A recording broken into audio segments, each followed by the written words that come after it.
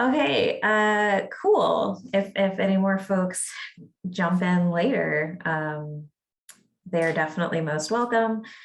We'll just do a quick introduction of ourselves.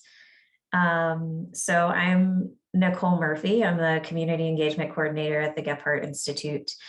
I'm responsible for a lot of things, but I'm here today because I lead our Goldman Fellows program and am helping lead the other summer fellowship programs, Arts of Civic Engagement and Berline Fellows. And then I will pass to Stephanie. Yeah. Hi, everyone. I know I got to connect with Anna and Caleb earlier, but I'm Stephanie Weiskopf. I use she, her pronouns, and I am one of two co-instructors for the junior cohort of Civic Scholars, class of 2023. And then Dwayne is also the instructor for the senior cohort. And so we'll talk a little bit more about the curricular aspect of that program over 2 years, but that's my relationship to Civic Scholars. I also, you would find me in residential life if any of you are ever on the 40. I work in residential life as the Associate Director of Residential Faculty Engagement. Yeah, and then I'm excited to be a part of the Civic Scholars experience this year. And we're lucky to have you. If you want to introduce yourself, Linda. Sure. Hello, my name is Linda Duke, and I am relatively new to the Gephardt Institute. I'm a special projects consultant, and I will be helping answer any questions that you have after this information session. You can send me an email, contact me, and we can talk about any specific questions you have. Excellent, excellent. So here's just an overview of what we'll talk about today. I'll give a brief sort of glimpse into the Gephardt Institute for folks who aren't familiar. I will pass it over to Stephanie to talk about the Civic Scholars program. That I will do a overview of the summer fellowships. We'll do a bit of a recap on what we've covered, talk about the timeline for the recruitment and selection process, and then what comes next. And then, of course, if there are questions, stop us and ask your questions, but we can also provide space at the end to ask questions as well. Okay, so here at the Gephardt Institute, our mission is to foster a vibrant culture of civic engagement throughout Washington University, catalyzed by community engaged citizens, scholarship, and partnerships that advance the collective good. And we hope to do that through our goals, which are to educate students for lifelong engaged citizenship, catalyze partnerships that respond to community needs and priorities, and infuse civic engagement throughout the WashU experience. We see our cohort programs as really embedded into the first two goals.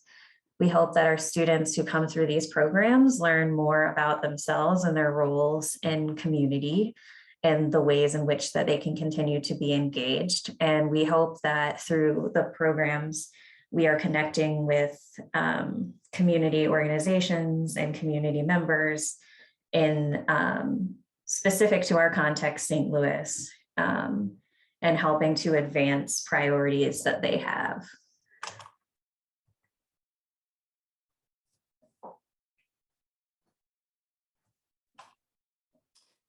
Okay, so I will jump in here, and Nicole, I just want to own that sometimes I get really nervous about Microsoft PowerPoint online, so I hope that things transferred or maintained. But if not, then okay, great. Anna and Caleb, and I don't know if there are more people on, but it might be in the chat box if you want to write like what programs you're seeking more information, even if it's at all of them. That'll be helpful to know like how much detail to go into for our conversation. But I mean, whether a literal show of hands or a reaction on Zoom, but how many of you have heard of the Civic Scholars program? All right, keyword on it. Okay, so Civic Scholars is a 2-year cohort program that the cohort experience is built both in the classroom and outside of the classroom, including an independent summer experience that I'll talk a little bit more about. You can imagine that over 2 years, one word to describe it would be an intensive civic leadership program. And given that 2-year program component, it is from the application perspective for rising juniors. So you would be a current sophomore or credit standing, you need to have 2 years left to complete all of the program elements. So there are 4 semesters of coursework. So in that junior year, it's a 2-credit course in both the fall and spring semester. I can give you the course listing too, if you're interested. We were just having a discussion last week about what it counted for your core curriculum. So anyway, there is something that it counts for there, but there's a 2-credit course you take your junior year, both fall and spring semester, and then your senior year, you do 1 credit in the fall and 1 credit in the spring. The curricular component is really meant to set you up for success in that experience between the summer between your junior and senior year. So in the junior year, you're really exploring in that fall semester a lot of foundational knowledge set and common frameworks around civic engagement and community engagement, and looking at the different lenses in the way that that happens, whether it's philanthropy or nonprofits. You know, there's different lenses to look at as frameworks for civic and community engagement. And then you're kind of, as a student, exploring your own personal curiosities about civic leadership. And in that spring semester, you're really developing a program plan for your civic summer. So in that civic summer, the summer between your junior and senior year, you are given a $5,000 award to make an impact in your development as a civic leader and the communities that are important to you. And we can, you know, there's more time to talk through the specifics of that.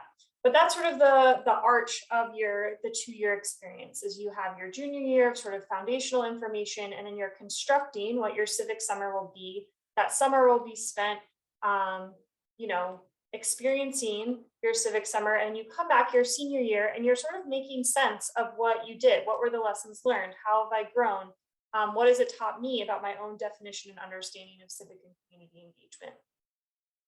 Along those 2-year, that 2-year timeline, there are different opportunities that we have public speaking events. And if you go to Gephardt Institute's YouTube channel, a lot of them have been recorded there to reference as an example. But we invite you, you know, at the start of your junior year to share, we call it the idea bounce. You're sharing your curiosity about your own passions and how you want to see it applied to community change. Then in your senior year, you, again, in that making meaning mindset, will have a public speaking opportunity called a Pecha Kucha, where you are in a concrete amount of time wrapping up and describing and making sense of your civic summer to those in the audience. So then if you're thinking of the 2 cohorts next to each other, the juniors and seniors, we do a lot of immersive experiences together amongst the 2 cohorts. We call them immersive experiences, where we spend time together. I was telling Anna at the beginning of our call, this past fall, we went to Kansas City for our immersive fall immersion trip. But we would typically do 1 in the fall and 1 in the spring, both your junior and senior year. DC was meant to happen this January, actually, but due to Omicron, that plan has shifted. But ideally, those immersive experiences would happen in St. Louis and DC. We like to use the phrase interdisciplinary cohort experience. So Civic Scholars is available to 17 rising juniors, and we're really looking for folks who are bringing their own lens on civic community engagement from both personal interests, but also through their own academic studies. So we want the cohort to be really reflective of how different industries, different academia areas are thinking about civic and community and change. And then the last piece is to speak a little bit about is our networking and mentorship opportunities. Again, going back to the word intensive to describe Civic Scholars, we really want to make sure that the program has support networks built at every turn of the program. So we assign juniors and seniors as a mentorship pair. We have alumni that are both local, national, international, who are there to mentor and kind of guide students through building their civic summer and making sense of those experiences. Then we've got the mentorship component of the two co-instructors, where we spend a lot of time doing one-on-one coaching and support for scholars as they develop their civic summer. And then given that the interest areas are so diverse, we also often invite community leaders, and now thanks to Zoom, from all over, for our students to be able to network and be able to learn more about their interest area in different communities in different parts of the country and world. So that is, briefly about Civic Scholars Program, which is for sophomores to be applying into their junior year, a 2-year intensive program that has both an in-class and out-of-class program components.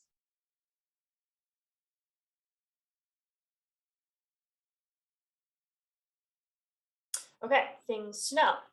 You cannot study abroad if you are accepted into the program, but you can do your project abroad. So this is really just to make sure that our cohort program is experienced as a cohort. And that curricular component means that you would need to be here in St. Louis to take the class that underscores the learning and intentions of Civic Scholars. But that summer in between, based on your own interest area and communities that are significant to you, your civic summer could be in a community abroad. I have a student that I'm close with from an earlier cohort, and she went to Bolivia for her summer experience and did intercultural communication work and also learned their indigenous language while she was there. So that's an example of being able to have your civic summer be abroad.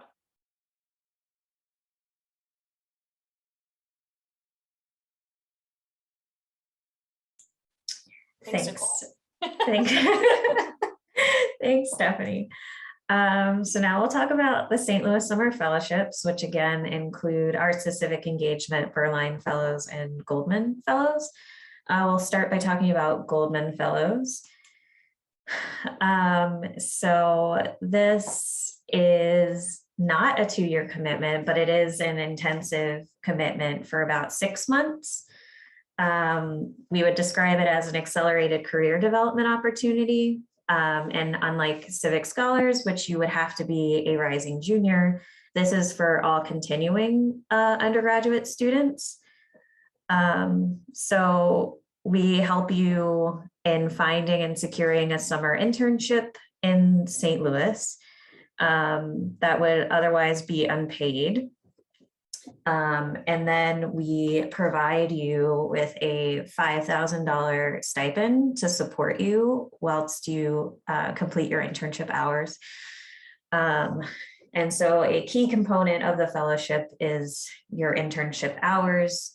We ask that you do a minimum of 300 hours for the full $5,000 stipend award. And then paired with your internship hours, we do weekly professional development seminars where we talk together as a cohort about what you're experiencing in your individual internships. You receive some skill building, and then we talk about some key things as related to what it looks like to be in nonprofits and in the workforce, things that you might run into or bump into. We help problem solve with those things. And then what's great about it is it's a cohort experience. So you get to hear from the other folks that aren't necessarily in the same situation that you are and are helping you navigate and learn. So you get the benefit of not only your experience, but the experience of the other folks in the cohort. And so those happen weekly. We also do neighborhood and community immersion experiences. So we collaborate with community partners and local leaders, and Ideally, this would be done in person, but obviously for the last couple of summers, we've had to do them virtually, but you would go to a neighborhood or community in St. Louis, you would hear from folks that live and work there. And this is one of my favorite parts because it really helps us understand the context that we're working in. And it really, in my experience has helped students connect with St. Louis on a deeper level. And that's possible by sort of messying the narrative around what St. Louis is, who St. Louisans are, and getting some firsthand experience to sort of maybe combat some overarching narratives that you might have been introduced to about St. Louis.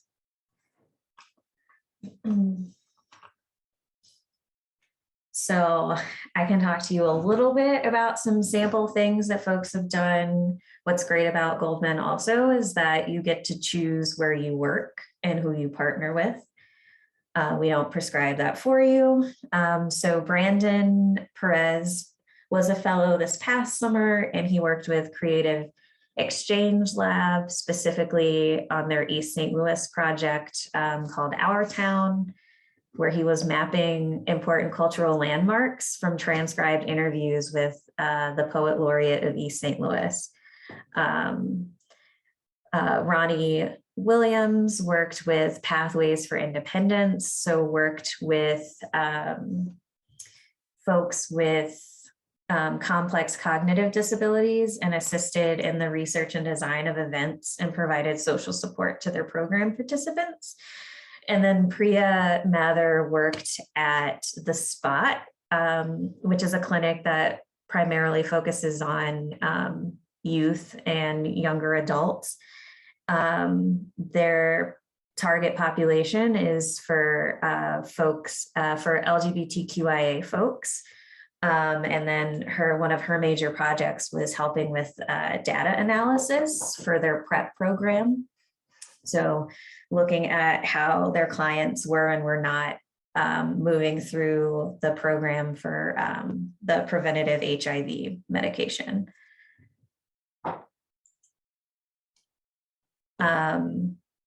So you do not have to have an internship to apply to the program. Based on the timeline, you have several weeks in which you can utilize support from the Institute staff in helping you sort of manage connecting with organizations, brainstorming possible places where you would be interested in working. Potentially, we have connections with folks there that you could take advantage of, or we can provide coaching to help you through those conversations, drafting those emails, what information you provide to the organization, and to explain the whole program experience. So we offer assistance with that, just so you don't have to be, hanging out there on a limb, cold calling organizations, because that can be a little bit scary. Okay, so that's Goldman Fellows. And next we'll talk about Arts and Civic Engagement. So Arts and Civic Engagement, we speak in the language of art. So they're residency opportunities for rising juniors and rising seniors who, again, this is the St. Louis Fellowship program. So interested in working with St. Louis-based arts organizations that have community engagement components to their mission. So like Goldman Fellows, you would also receive a $5,000 stipend for your internship hours. Unlike Goldman Fellows, the Institute maintains partnerships with four different organizations that have a community engagement component to their mission. And we would match selected resident fellows with those organizations. And so each year, what's cool about this is that each year the organizations are building upon things that happened in previous summers with previous resident fellows. And so there's a bit more continuity to the work that you'd be doing. And you would likely be able to see some impact of that work in a sooner time horizon than you would if you were starting from scratch. It's again a cohort-based experience where you come together as a cohort of resident fellows and you get to hear what's happening with each of the organizations. You also get to experience that for yourself.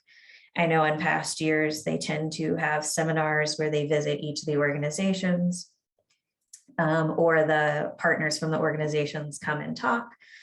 And then you at the same time are working in your own internship with your own projects. So you're getting the benefit of this broader network. And then some examples.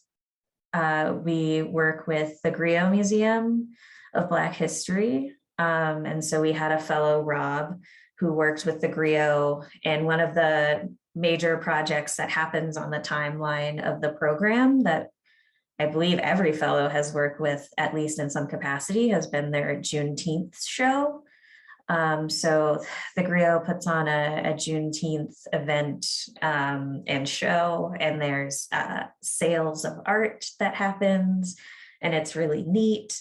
And so other fellows have had the opportunity to sort of curate that and do some like marketing and communications, I think some education things as well.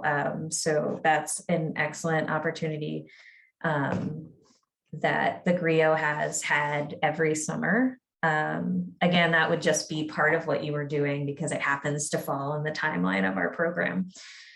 Claire worked with the Contemporary Art Museum. And so the Contemporary Art Museum sort of overarching project that this program reaches into is their 1 mile radius program, which is about them connecting with all of the people in a 1 mile radius of their sort of brick and mortar location. And so that has meant connecting with different community members over different years. So I believe that one previous resident fellow worked with a church that was in the local area. The last resident fellow with CAM worked with the VA. And so you get to work with different folks in community and really helping the art museum think about how they're for the folks in their community. And then EFWA worked with Shakespeare St. Louis Festival, or Shakespeare Festival St. Louis. And the typical project that resident fellow has worked on has been the Shakespeare in the Streets event, which if you're not aware of is super cool. The festival works with a neighborhood or a couple of neighborhoods, and they write a reworking of a Shakespearean play. They hire local folks to work in the play. And then it's literally in the streets. So this past summer, they did the Ville neighborhood, and it was on the steps of a local sort of institution in the Ville neighborhood. It was really dope. But that is one of the main things that resident fellow has worked with the community to do Shakespeare in the Streets. Okay, and then we have our newest program, which is the Berline Fellows Program, had its pilot year just this past summer.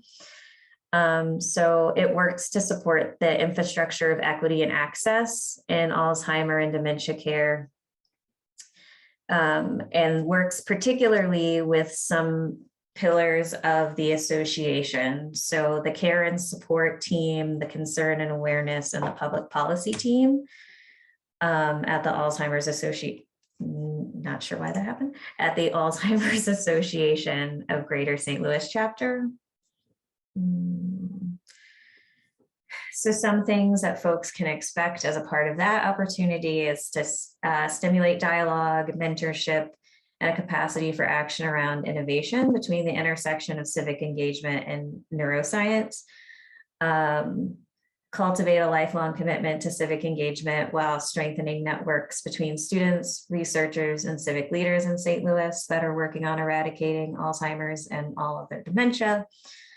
And then, as mentioned in those pillar areas, there are specific sort of tasks that you would do. So if you're interested in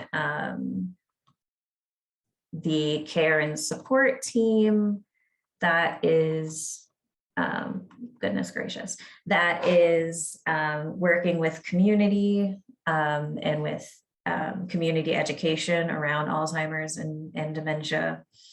If you were working with the concern and awareness team, you're really doing marketing and communications. And then if you're working with public policy, you are indeed working with public policy. So there's research and writing and plans for how advocacy happens for the work that the association's doing. Like Goldman Fellows in Arts of Civic Engagement, you get receive a $5,000 stipend in support of your summer experience. And it again is a cohort-based experiential learning and individual project development. So each of the fellows is working in one of these different areas, but get to come together to understand how all of the areas are supporting the mission of the Alzheimer's Association. So I will say that you don't need to have a particular background in neuroscience or brain sciences, because again, the pillars are focused on different skills. So if you're wanting to build skills in those areas, that would be an excellent opportunity to get some experience in doing that, which is especially great when it's attached to such a wonderful mission. Okay, so the St. Louis Summer Fellowships, Goldman Fellows, Arts of Civic Engagement, and Berline Fellows. We'll do a quick recap because that was a lot of information. A lot of it is the same and some of it is different. And so to help you differentiate between the programs, there's this handy dandy chart, and we should be able to send you a PDF as well that will give you this information. So I would say key differences to think about would be the Civic Scholars program is for rising juniors, so you must be a current sophomore to apply. It's an academic program, so there's course credit involved over 2 years. You can't study abroad, but you can do your project abroad. And your civic summer is something that you craft for yourself. So there's some real opportunity to explore what you are interested in and get some experience in that. Is there anything else that you would like to uplift, Stephanie, about the Civic Scholars program? No, I feel like you totally get it, or you totally nailed it. I do feel like I did not provide as robust of a storytelling around that summer and what it would look like and why it looks different for every Civic Scholar. So, when I look at these 4 programs and I think of what would every student have in common that's in them, it's someone with a deep curiosity about the world around them, the communities they're a part of, wanting to better understand. So there's a real hunger to want to be a part of community, contribute to community, and grow as a result of that type of experience. something that would be that also exists in the other ones, but I want to talk about a little bit differently within Civic Scholars is this independent piece. So like on top of that hunger, it's asking yourself, like, what do I really care about? And you don't have to have the answer to that question when you apply in semester 1, but in semester 2, you're really starting to figure that out. Like, what do I care about? What do I stay up at night thinking about? And like, how can I make a difference in that? Like, I want to take action on this curiosity versus just kind of continuing to contemplate it. And then you spend that spring crafting how you're going to do that. So some students, just as Nicole mentioned, identify through the support of Gephardt staff, a local nonprofit or an organization that's in the community they care most about, to establish a relationship to see if there's a good match. So what's something that organization is curious about? Where does it align with yours? And how can you like co-contribute? How can you offer something to that organization, and how can they offer to your growth and learning? Then there are some who are like, I don't need an organization. I've been thinking about this same question forever, and I just know exactly what I want to do, and I'm going to do like independent research. And I'm going to, whatever, build that as it will, and I can give specific examples. I do think COVID this past year really put a challenge, as it did for so many things, in how these civic summers were actualized due to the virtual nature. So a lot of them pivoted, or a few pivoted that I'll talk about, is they created websites. So their greatest goal was access. They wanted their civic summer to be accessible to most people as possible, but without like a partner organization, that audience wasn't always there. So a website was the most accessible way to be a place to display all that they had been working on. So one was about like voter engagement, and like, what do you need to know about registering to vote, all that kind of stuff. But what would have been a partnership in a school where you would go and do workshops with people who are rising age to become eligible to vote, he transitioned that to be a website that was accessible to all, almost 18-year-olds across the country. So that's an example of what, but his greatest goal is that the most people possible to vote are voting and know how to do it. Where do they go? Have all the information they need to feel, enabled to do that. So that's one example of a more like independent research project, where others have partnered with specific organizations and explored something on their own. So, and then locations from St. Louis, like I mentioned, Bolivia earlier, New York, like all over the country and world. Sorry, I didn't say that earlier. I also hyperlinked in the chat, because I'm working with the juniors, right? So we're really in that like civic summer creation phase. I did hyperlink a video that has a past cohort's reflection on their civic summer to paint a better picture and in greater detail of what project types have been in the past. Yeah, it's been an interesting range of projects that I've seen over my time here that the Civic Scholars have done. Is always really interesting to see how they make meaning and how they grow over their 2 years in the program. So the Pechacucha is definitely worth looking at. So across the board, funding or stipend available is $5,000. For the fellowship programs, I would say main differences here are that the Goldman Fellows program, you get to form a relationship with an organization that you find, versus Berline Fellows and ARSA Civic Engagement, where the partnership is defined. The period through which the program is happening is slightly different for each program, but for each program, the intensive part is through the summer, so June to early August. They're all cohort based, and yeah, they all offer an opportunity to do some hands-on work in the St. Louis area. and offer an opportunity, an immersive experience in St. Louis that hopefully helps fellows connect more deeply with St. Louis. And then we'll run through the application and selection timeline and then have some time for folks to ask questions. So first, as I am hopeful that you've all seen since you're here, the applications went live on the 18th of January. We have program-specific information sessions happening this week and next week. So if you heard about a program that you would like to hear more about in depth, we have a whole slate of information sessions for Civic Scholars and then the summer fellowships. In February, the applications are due Sunday, February 20th at 11:59 p.m. And then we'll move into a selection phase where our selection committees will meet.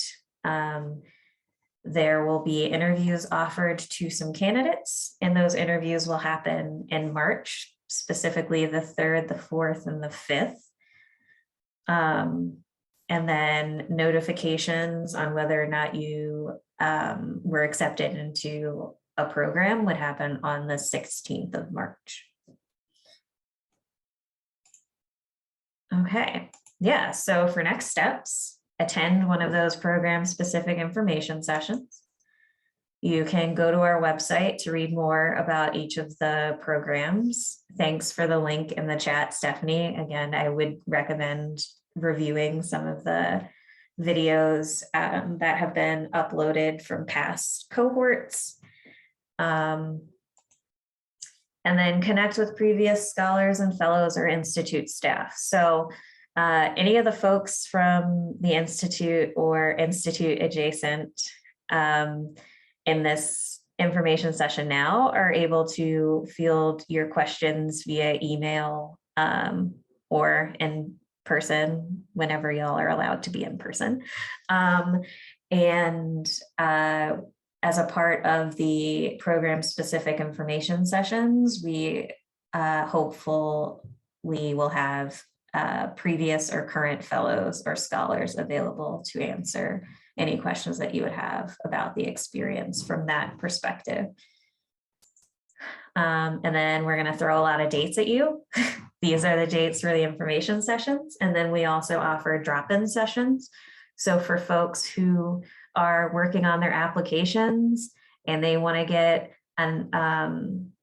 some perspective from a current fellow or scholar, we'll have fellows and scholars come to these sessions to be able to talk through your applications with you. They won't be able to help you write your answers, but they can, again, answer any questions that you might have and could be good sounding boards for you. So we'll also provide this information to you post this information session. But that is all that we have prepared for you. What questions do y'all have?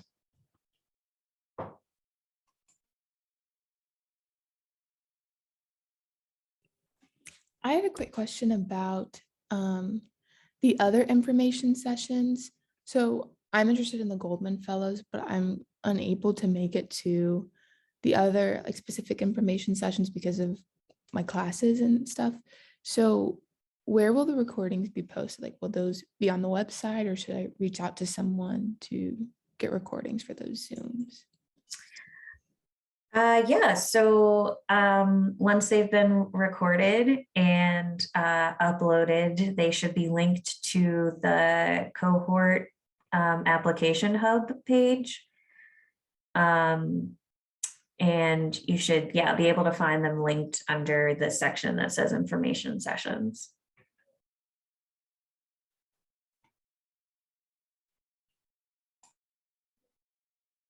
You could also, well, just want to make sure I pinpoint the contact people for each one. So if anyone had questions about Civic Scholars and they weren't able to attend an info session, or just had a question they didn't feel comfortable asking out loud, you could just reach out to me via that email address there. And we could set up a quick, phone call or Zoom call or whatever to make sure that your questions are answered. So I'm the person for Civic Scholars, and then Nicole is the person for all the other 3 programs that she talked about, all the St. Louis Summer Fellowships. Anna, I think you went off mute. Sorry, I cut you off there. No worries. It's just a small question. Is regarding the internship applications. So do we have to apply to an internship before like applying to the fellowship, and then like it will get secured afterwards, or how does that work? Yeah, absolutely. So you do not have to apply to any internships before you apply to this program. So our reasoning behind this is, and in the past, which hopefully there's not conflicting information floating around, but this is a common question we get still. It was a requirement in the past, it was a requirement. And so we changed that because we'd like to be able to support folks through the process.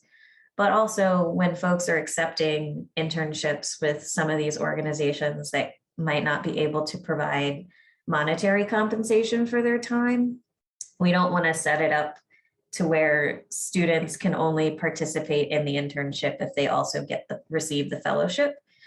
And so it's helpful for students to know going in when they're talking to organizations, and they can say that, look, I'm a part of this program, I'm receiving this support from the university, but I also have this stipend that's available to me, and so I can commit to working full-time over the summer.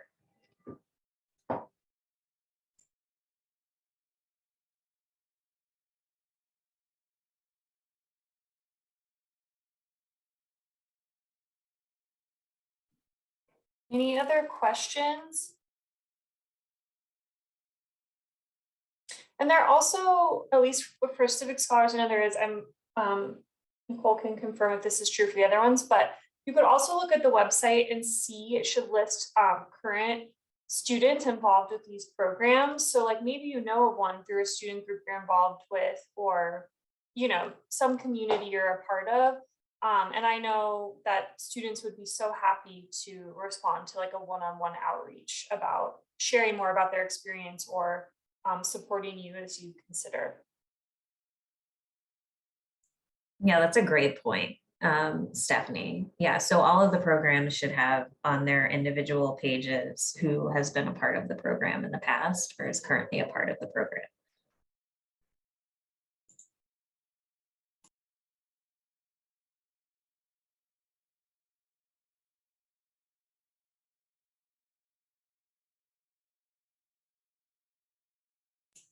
Is there anything that you had hoped that we would talk about that we haven't talked about?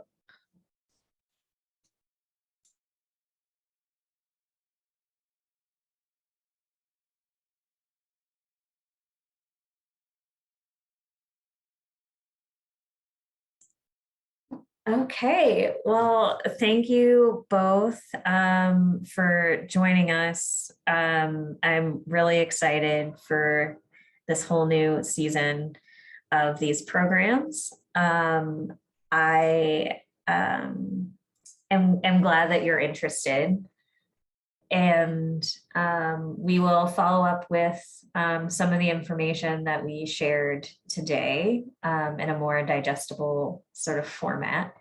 But then also this session has been recorded, and so if you want to refer back to it, it should again be linked on the website.